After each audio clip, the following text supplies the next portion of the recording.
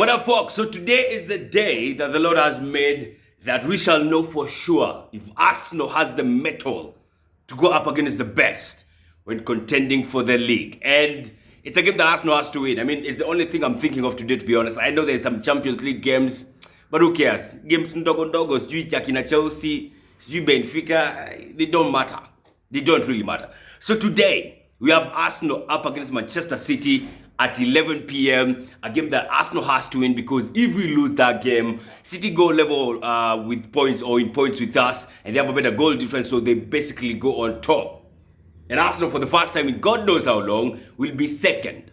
Okay, I don't even recall City to go number 2 kwa hii Premier League since season yanze, since last year. So it's gonna be an interesting clash for sure. If Arsenal win, we go 6 points clear with a game in hand.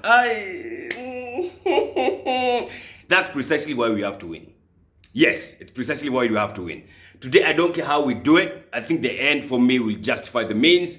Of course, there's always going to be the issue of the VAR. You don't know how they are going to react today. Now, Limason, who was officiating a horrendous game, or his horrendous officiating against Brentford on Saturday, made us lose 2 points. It's not going to be, referring for, of course, for this match. And I hope he's suspended. Also, John Brooks, who was, I think, supposed to do the VAR behind the Merseyside derby, did not do the work there. He was also suspended for that match, and most likely also for Arsenal's match. So, of course, Howard is trying to make some, some reforms in the officiating of the Premier League. But boy, it is horrendous. 3 horrendous mistakes in one weekend. In one day. Arsenal. Chelsea versus West Ham versus Chelsea. The handball by Suchek. Suchek even huko nyuma alikuwa anacheka, anajua aliponyoka. He was laughing it off. Arsenal versus Brentford. How do you forget to draw the lines? You're looking for an offside call and you don't draw the lines. How? Unasemanga, hiyo ndio primary job. Unasemanga asubuhi unatoka nyumbani ukienda kazi kufanya nini? Kazi gani kama ufanyi kazi yako? Limason, what the fuck? Against Crystal Palace and Brighton, how do you forget there's another defender up in front? You use the one who's a bit behind. You make the wrong call. With too basic for refereeing, I swear down. For them, it's just basic stuff, man. And how they oversaw those ones, God knows what they were looking for, man. And it's becoming so blatant. For me, honestly, it's so blatant, it's starting to border on match fixing. Kaya offside. How do you forget? How do you forget? Okay, fine.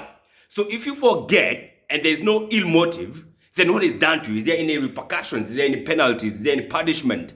What happens to these referees when they make such mistake? They need to pay for it. Because even if you apologize to Arsenal, you don't bring back the 2 points. And boy, you know how crazy this league is. Those 2 points might just cost them somewhere down. You never know. If you continue like this somewhere in May, these referees will be apologizing to teams that have lost the title.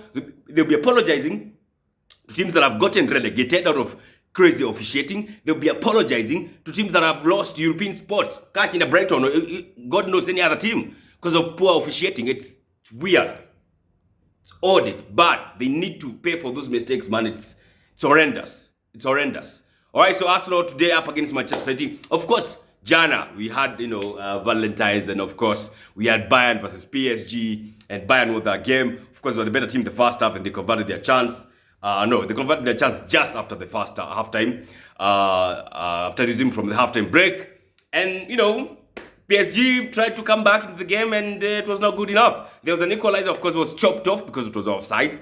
Courtesy of Mbappe, who was on the bench, did not start. We had Messi playing. Of course, there was some doubt to do with him last week whether he will feature this game, but he did feature.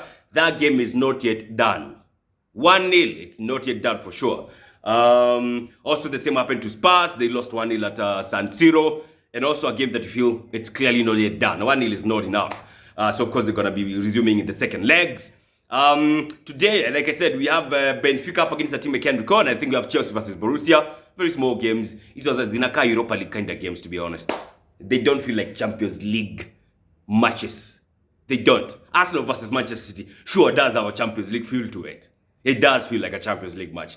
So let's wait and see how that's gonna pop. We have not done a podcast yet, but we have an extra digest bonus episode you need to go check out, where I took Samiro and Tabitha through some questions where they tell me like their best celebration The one moment where they wished they were on the pitch to witness it. The one guy who turns to primary knife whenever they face their team. Such kind of questions. You should go check it out on our YouTube channel, Football Digest KE. Alright? That's all for now, folks. Let's watch tonight's game. Tuonane kesho. Kesho, I think we'll do a podcast after that match. Because itakuwa noma hii. Hii itakuwa ngori. Itakuwa ngori mbaya. Alright? Catch you on the next one.